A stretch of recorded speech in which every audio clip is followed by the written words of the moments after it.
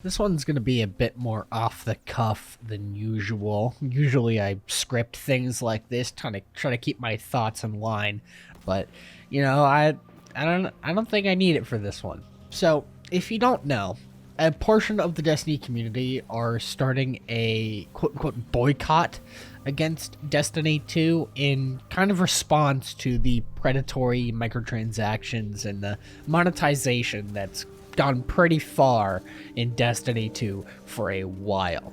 And starting with Solstice of Heroes, this boycott will begin for a portion of players. Now, for those of you wondering why this boycott is actually existing and what kind of predatory microtransactions are in the game, well, let me just lay off some examples. For example, seasons are $12, which in the price model that they use to pay for silver, you can't actually pay for $12 worth of silver. You have to pay for $15 total, giving you 300 silver to spend on your own. And if you look at the shop, there is nothing to spend for 300 silver that is actually worth your time or worth your money. So not only do you have a useless currency, but you also wasted $3 to buy something that you probably should have been able to buy for just 12. Another point in the dirty microtransaction hat would be the expansions themselves. So every year, as everyone knows, there's going to be a big expansion, and with that expansion comes 4 seasons that release over the course of the year of that expansion. Now, there's an annual pass version, and then there's a base kit version. The problem with these two versions is that the price has been going up and up over time. Previously, a deluxe edition was $60, then it was $80, now it's $100. People can make the claim that inflation is just that bad, or the development costs of DLCs have gone up, and I don't know if that's true. I wouldn't know because I don't develop these things. However, that drastic of a price change doesn't really seem to be anything internal. It seems to be more of just, hey, we can charge more, so let's charge more. It's less of the amount of content you're getting for your money, and more the fact that Bungie knows that they can get more money out of you for the people that have been in this game for 10 plus years at this point. And with that annual pass version, you also get access to dungeon keys. Dungeon keys were a new system introduced in Witch Queen, where to get access to the 2 dungeons that you would receive that year, you would have to pay for a $20 DLC on top of your Lightfall expansion purchase if you did not buy the deluxe edition with the annual pass. Now, previously, dungeons were free to a season. You can buy a season and you would get a dungeon just like that. Now, that is no longer the case. You now have to pay for dungeons either separately or bundled in the deluxe edition, that being a $20 value for a single activity. Now, you can just say you get what you pay for, but the problem is a lot of the time, you don't know what you're buying when you buy something. When you buy Destiny 2 Lightfall Deluxe, you get the annual pass, but you don't actually know what these seasons are and if you actually want to play them. For example, Season of the Lost back in Beyond Light just before Witch Queen launched, I personally did not like it. I didn't like Season of the Lost. I thought the weapons were boring, I thought the activity was boring, and I thought the story was kind of null just because the Witch Queen revealed to us what happens at the end, so the story meant nothing.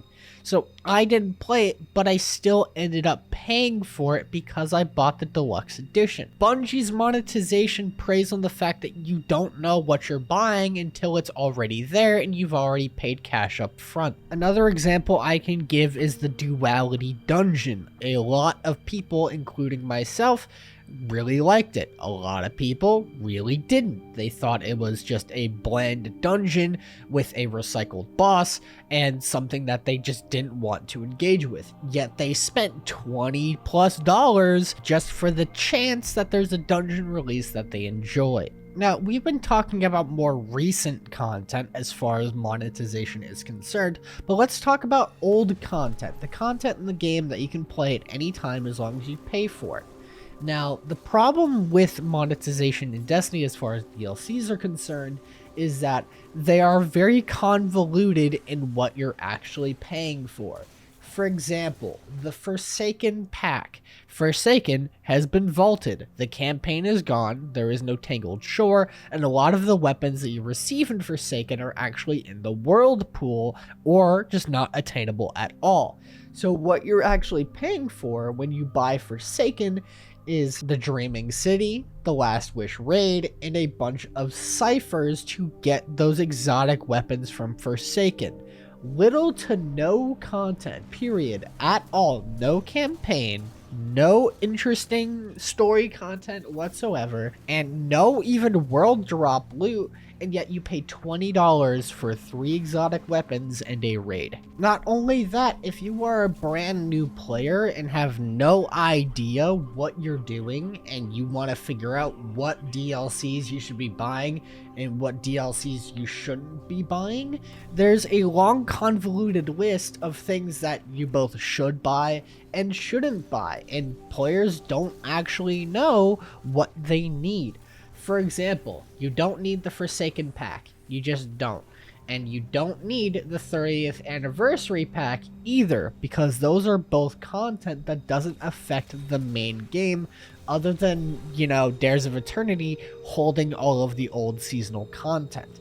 But when you buy the 30th anniversary pack, you're not actually unlocking Dares of Eternity as a game mode. That's free. You can play Dares of Eternity all you want.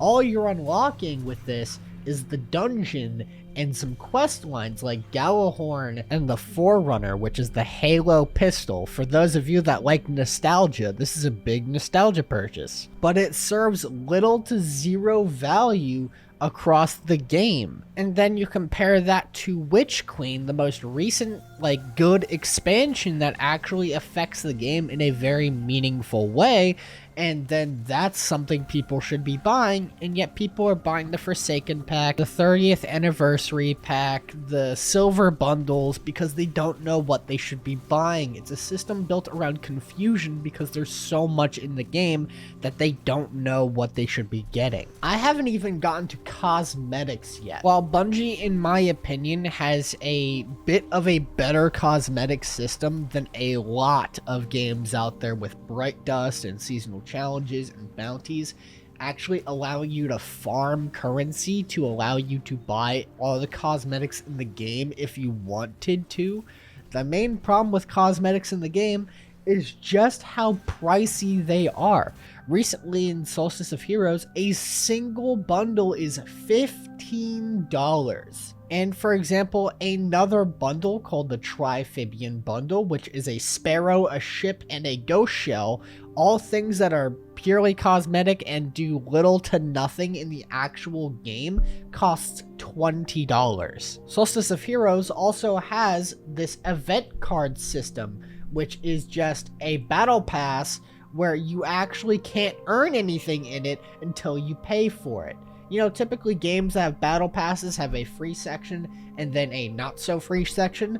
Well, all of these seasonal events in Destiny 2 are just paid for battle passes where you get some armor, some glimmer, and a gun, and then you have to claim the actual battle pass to get the cosmetics that in my brain are pretty mid. You pay $10 whole to get 4 or 5 cosmetics that do little to nothing and are very unimpressive. This video is kind of just spewing off everything Asdacross said in his monetization video, but this is more explaining why this boycott exists and whether or not Bungie is going to inevitably end up listening to it as a result of this boycott. And I will say it right now, nothing's going to happen.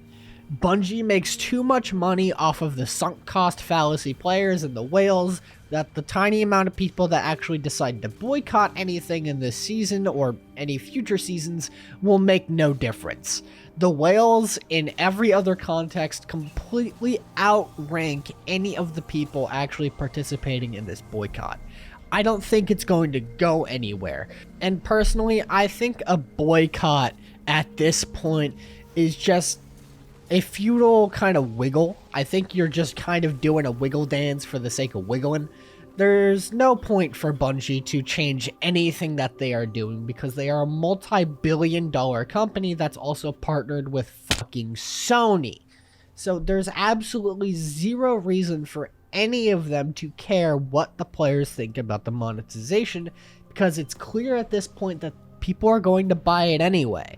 And it doesn't matter how high the price goes, as long as you're stuck in this ecosystem, you're going to be buying almost every expansion that comes out, or you're going to be spending money on microtransactions to make yourself look cool. From my perspective, this game is too far gone in the monetization department for anything meaningful to change at all. For those that are actually participating in and or discussing this boycott to the point where Bungie might actually see it, I respect it, because standing up against really toxic and predatory microtransactions and DLC purchases is a good thing. But the problem is, I think Bungie has dug their heels in way too far, and they know that players are going to buy it regardless. And it's unfortunate. It's truly sad that this is the game that we have, but I can't really argue anything. As most players know at this point, there's no discussing the Eververse. You can't change anything about the Eververse. The Eververse is never going to change because it makes too much money. Datto has infamously said that he will never speak on Eververse because nothing will change and that is set in stone,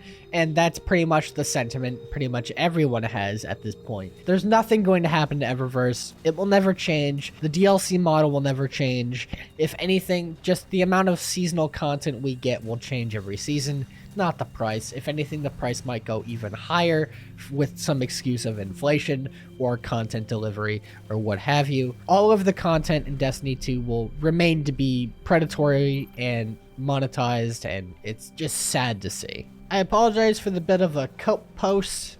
I don't usually do any of these. I usually script all my stuff to make sure that I get my thoughts out in a kind of organized manner, but I feel like it's a lot better to speak raw on this issue just because it is an issue, and to script it out would kind of be unnecessary and make it a bit too filtered. But yeah, that's the Destiny boycott. For those of you that are interested, participate in it. For those that think that it's a good idea to discuss it, feel free to do so in the comments. Just be respectful about it.